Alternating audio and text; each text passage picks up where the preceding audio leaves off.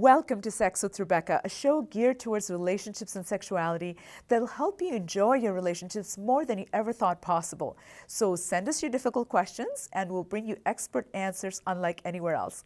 On tonight's show, we'll be discussing how to build a better relationship, answering an email on open relationships, and teaching you some fun positions that don't contort you like a pretzel, but are a lot more fun than eating one. Let's begin our discussion on creating better relationships with our special guest, registered psychotherapist and couples counselor, Mark Laing, back by popular demand. Welcome, Mark. It's so good to be with you again, Rebecca. I'm always so excited to have you joining us because we have so much fun. And tonight we'll be discussing a topic that you and I run into all the time with our clients. So why don't you start us off with what a healthy, happy relationship actually looks like? So a healthy, happy relationship, first and foremost, is one that listens.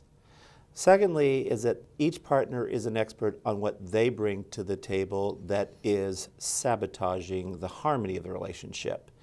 That's so important, isn't it? Because it is. People just say, I do all these good things, but they don't even acknowledge or own the wrong stuff that they do. If you're the expert, my partner does this and doesn't do that, and so on and so forth, then even if their partner, if you gave them a list of things to do right, even if they did that, the person making that list would discover that they don't feel any better. Absolutely. They actually feel more angry, and they are constantly looking for other things to make their partner perfect. And a relationship isn't about a pursuit of perfection, it's about a pursuit of excellence. That's amazing. It That's gives you brilliant. room to be broken, to not make some gaffes, errors, that kind of thing. And I think if we allow our partner the space to embrace their brokenness, then they'll do the same for us, and we don't have to aspire to this impossible to reach standard. Absolutely, and so when our focus is always on the outside, we don't grow inside from changing somebody else. We grow when we look in the mirror and we see, wow, this is me. So the question is, what kind of a partner am I? Maybe my partner does rotten things that irritate me, bug me, whatever. But what kind of partner am I? Who am I? Yeah. Right? Would I want to be married to me? That's exactly what I ask my clients. Ask yourself, would you want to be married to you? Would you even want to date you? Yeah. And I always end my day by thinking, was I a good partner today? And if I wasn't, tomorrow is a better day. And if I was good, what did I do that made my partner smile? And kind of make a little note that this is something that I need to do more of. So a great way of thinking about that is what we refer to as the 1% solution. So what could I do today that would give my partner a 1% more sense that they're loved, cared for, supported, whatever you want to work on, than the day before? Because anybody can do 1%. 1%. Right? So it's not, I don't have to whisk her away to a trip in Hawaii. She'd probably love it, but, it would be just, doing something to support. It could be bringing home her favorite chocolate bar. It could be putting a love note on her pillow and her lunch. It could be a text. It's the simple little things. When you listen to a widow, at the funeral, and it's funny hitting her, she's lost her partner. It is not the big things that she will lament. It will be, he always brought me tea and toast in bed, or the little tiny things. He always made me laugh. And that's so easily doable, those little things, and they do add up. And I think at the end of the day, the essence is, I matter to you, you thought of me.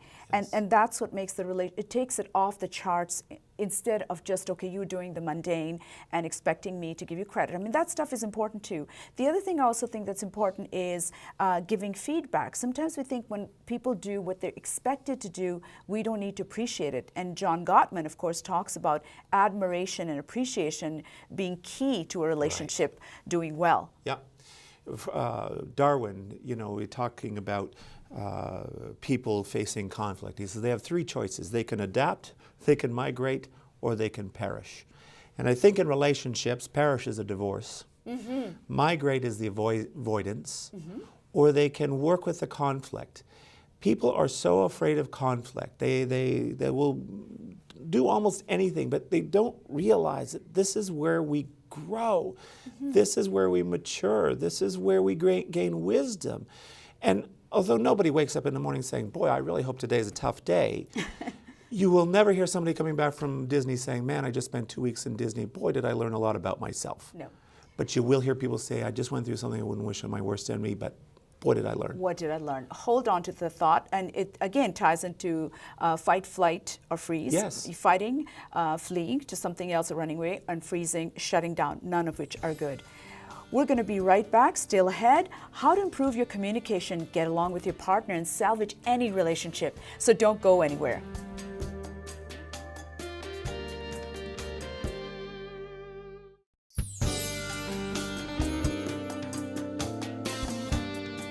Welcome back to Sex with Rebecca, geared towards making your relationships more robust than you ever thought possible.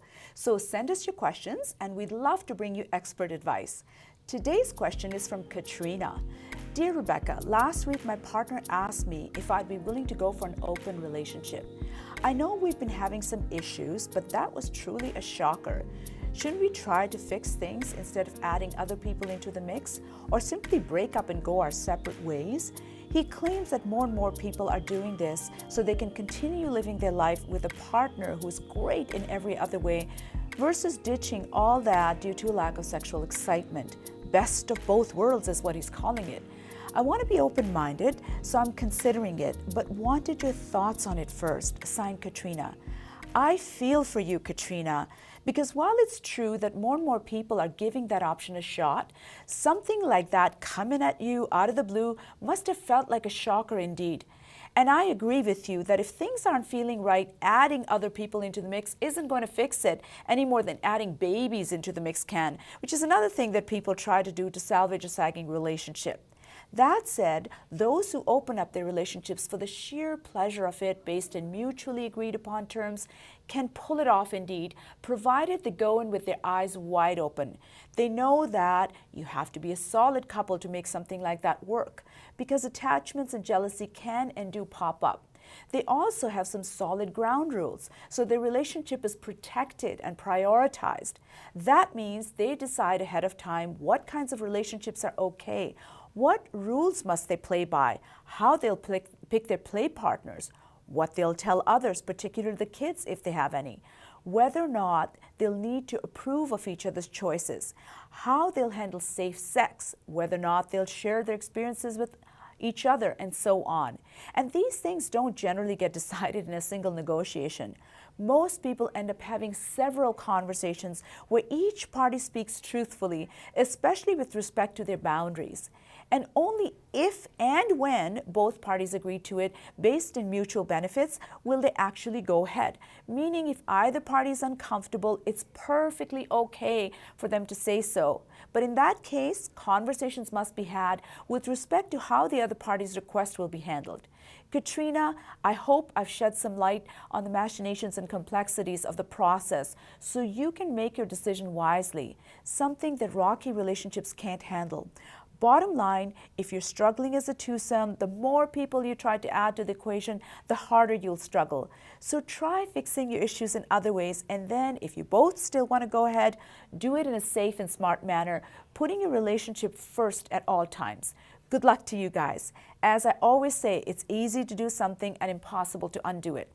To our audience, if you have any questions of your own, do write us. We love your involvement. Speaking of which, if you enjoy the show, we'd really like for you to subscribe to our YouTube channel. If we have enough people connecting with us there, we'll be uploading additional stuff that's too hot to be aired on TV. So do help us make that happen. Still ahead, our discussion continues on making your relationship the very best it can be. So do stick around for that.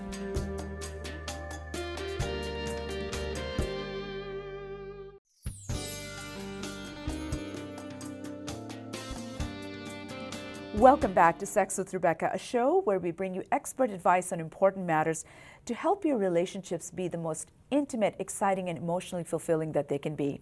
Toward that end, we've been discussing how to make your relationship the best it can be with couples counselor extraordinaire Mark Laing.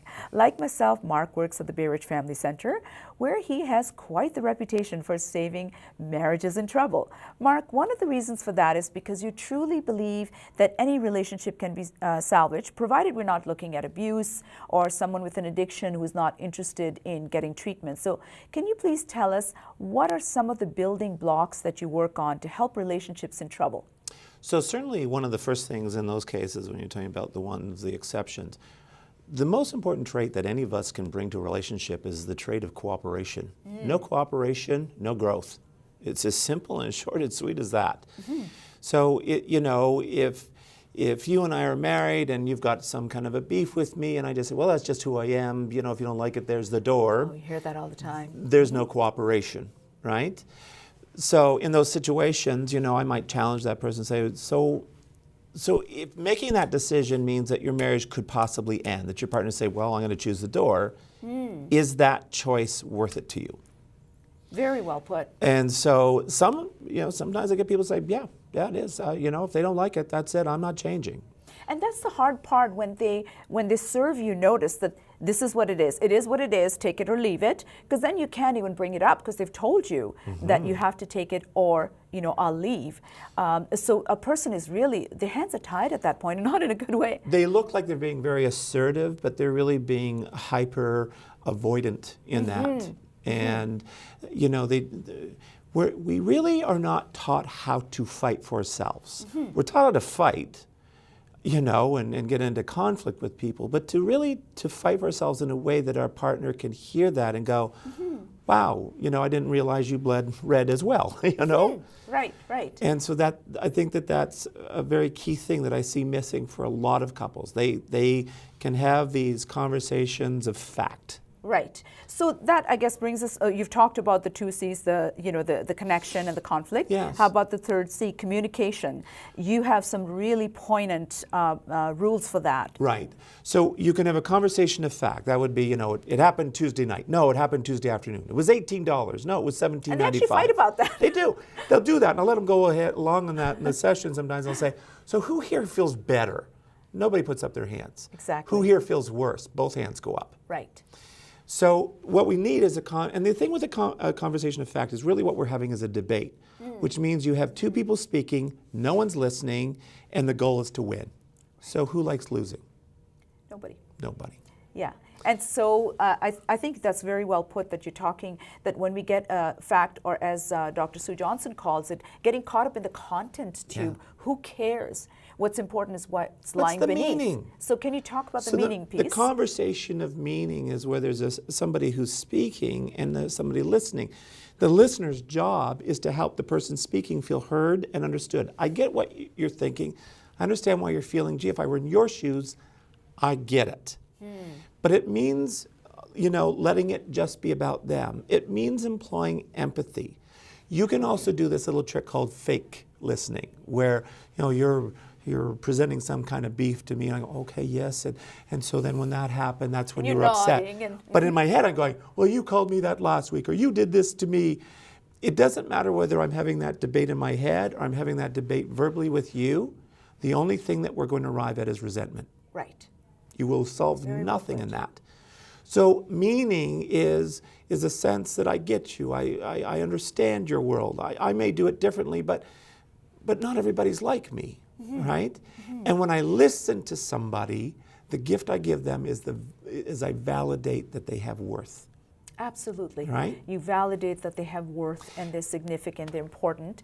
And I think the listening is the key piece, because we don't listen. We're thinking of rebutting. Yes. We're thinking of getting defensive. But the actual active listening, I sometimes say to people, we have two eyes, two ears, and one mouth. You just sort of use that ratio to guide your discussion. We literally have 15 seconds if you want to make a comment. And of course, we have lots more stuff coming after break. But you have a quick comment on the listening piece. So on the listening piece is that the important element of the communication, as they say, is helping that person feel heard and understood in what they're trying to present to you, right? And so being able to calm yourself down. And for men, it's understanding is that we tend to have this propensity towards wanting to fix things, right? Just tell me what you want, and then you'll be happy. And then they're shocked to find out they're not happy, because that's an approach of fact.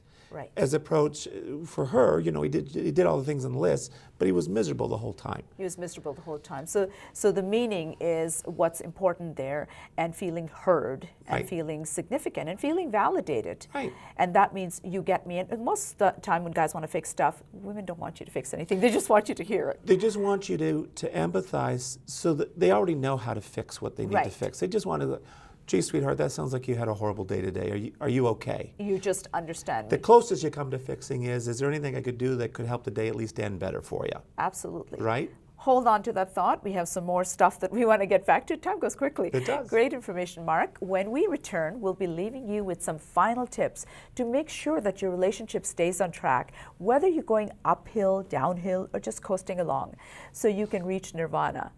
I know you'll want to stick around for that because it's a hotter destination than any vacation destination.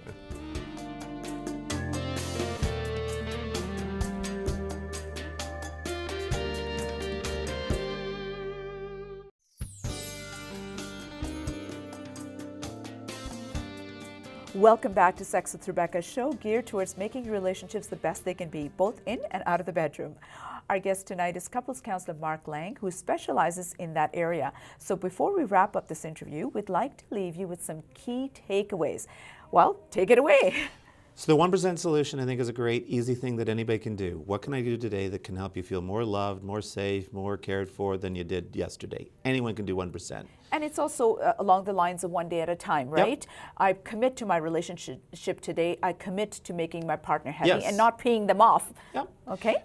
Date night, probably the most over-researched element of successful relationships. A date is not going to the movies, going out for dinner. A date is a minimum of 2 hours where you do something where you can interact. So you could go to the art gallery, you could go for a hike, you could build a snowman, whatever. Things like this where you can laugh. The goal is to laugh. It's to laugh. It's not to Right. talk about finances, chores, kids, problems. Nothing of that sort.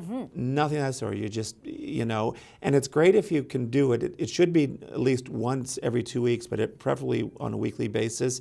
If you can make it that it's, you know, always Thursday night or Saturday morning, forward whatever. to it. And it also means that it's not asking whether you feel like doing the date. Because sometimes when date night comes along, you know, you might be feeling a little grr. Yeah. The point of date night in those moments is to kind of take the edges off so you can start talking again. And it's a given that we're going to do it. And sometimes I say to couples, take turns planning it so that you've planned ahead and nobody books anything else on that night. So that's why it's good to have a designated night. The other thing I would say is what we call a we vision, and that's the clarity of things. So couples can come in and they can use the same terms. It means something very different. Sorry. Right. So if I said apple to you right now, you might be thinking of a red apple, I might be thinking of a green apple. So in a we vision, you do two parts. First part you do by yourself, 12 statements or more that begin with the word we, that are all written in the present tense, that describe the relationship that you want. Not necessarily the one you currently have, right? But what you crave. Yeah, and it has nothing to do with your kids. It's just about you and your partner. The second part, you get together and you create your we vision. So things on your list will be the same on theirs. That goes on. One thing on yours might dovetail nicely with what's on theirs. Fine. You might just like something that your partner has thought of that you hadn't. That could So go on. creating a vision together. And that the only thing that doesn't go on is where one person says, you know, I'm not feeling that. Okay. You don't fight about it. You just, where can That's we great. agree? And so it starts off with just being about me, but it ends up with it being about us. But me is still very much a part of us. And that's the whole That's idea beautiful. of two becoming one. It's not morphing. It's like the egg beater. Two parts going in different directions, but put them in the batter, they make great cake. I like that visual, and it's both parties are bringing the, this is what I want. And since Yes. you're only including the yeses that both bring, so there's an ownership to it. This is what I want. I'm not just doing it for my partner, but your partner happens to want it as well. It also gives you a roadmap to say, okay, so these are the things, and some of these things on here we're not doing so well. So you could, it's never trying to make a change, no hurry, we'll change our marriage to, nirvana in half a minute. It's saying, okay, on this list of whatever things, 15 things we have on our list, this year, why don't we work on this and this? Absolutely. And so, and then you, like any corporate entity, you get together maybe once every couple months and say, how are we doing? Yeah. How am I doing as a partner working on that with you? How are you doing? You check in with each other, but I check like in. that you just isolate. Look after one skill. If you're trying to learn 10 hobbies at once, you're not going to do very well. You just focus on one at a time, and whether you're taking a month or 2 months or 6 weeks, just perfect that. And when you're getting, not necessarily perfect it, but when you're getting somewhere, then that's where then you can go to the next one. This is why I also tell couples always that focus on what's important and what's good for the relationship, not necessarily either party, because then you're not selfish and you're not resentful, but you're saying this is what's good for the relationship. Right now I want to kill you, but that's not going to be a good thing for the relationship. And that way we can own it. Thank you so much, Mark. Every time you come, time goes by so quickly, but you've offered us some remarkable insights that our viewers can take home and start to work on. Still ahead, our final segment on some sexy positions to get your sexy on. So don't go anywhere.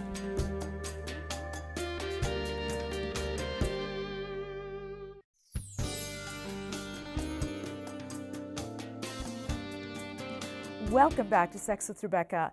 Now, before we say goodnight, I want to share some fun positions with you. Hey, if you've gotten close already with Mark's great tips, this is a great way to get you closer still. First position is called cat. While the traditional missionary remains a favorite with most couples, thanks to max eye contact, intimacy, and the possibility of kissing, since the woman wraps her legs around the man, it makes it less snug. Not to mention, the friction from thrusting doesn't get anywhere near her sweet spot. He's in here, sweet spot is up here. On the other hand, coital alignment technique, aka the cat position, allows a woman to squeeze her legs together once the guy enters her, forcing his legs on the outside to create a snugger fit. And then he just hooks his feet under hers or pushes off the footboard if he's too tall, allowing him a chance to ride higher than usual, creating max friction against the clitoris, thereby increasing her chance of having a clitoral orgasm, which can be further magnified by him rotating his hips in a screwing motion. I guess they call it screwing for good reason. The next position is called the grinding mill. We all know that what the doggy looks like, but for those who love it yet can't manage it due to significant height difference, or because her back or either one of the knees can't take it, the grinding mill allows a more comfortable option. Basically, the woman kneels into a heavy chair or sofa, leans forward and supports herself against the backrest, while the man stands behind her and then enters her. This allows him to spoon up into her and kiss her erogenous zones on the back and the sides of her neck, making it all the more intimate. Sure beats flailing away with very little contact. Next, we have lap dance. For deep penetration, intimacy, and comfort, a man may sit on an armless chair such that the woman can straddle his lap and mount him. If she faces him, they can kiss, hug, and stroke, just like the missionary. But if she faces away, so they're both facing forward, sitting in front of a mirror maybe, they can watch themselves while he has easier access, to stimulate her breasts or her clitoris. Next position is counter solution. Where penile length is an issue, any position where a woman pulls her knees and thighs back towards her chest shortens the vaginal canal, thereby making him feel extra long. But be careful, because if you don't give the vagina a chance to warm up first, it can hurt. Now, if the girth is also an issue, she can put her feet on his chest and rock, because that will also tighten the vaginal canal, making him feel huge and her feel really, really tight. I hope those positions have given you some homework to work on through those cold wintry nights so you can keep each other nice and warm. Thank you all for joining us tonight. Be sure to tune in again next week. And don't forget to email us your questions and subscribe to our YouTube channel to catch up on missed episodes and watch your favorite shows again, and to get a few extras that are too hot for TV. I'm Rebecca Rosenblat, your host, wishing you happy, healthy, and passionate relationships. Until next time.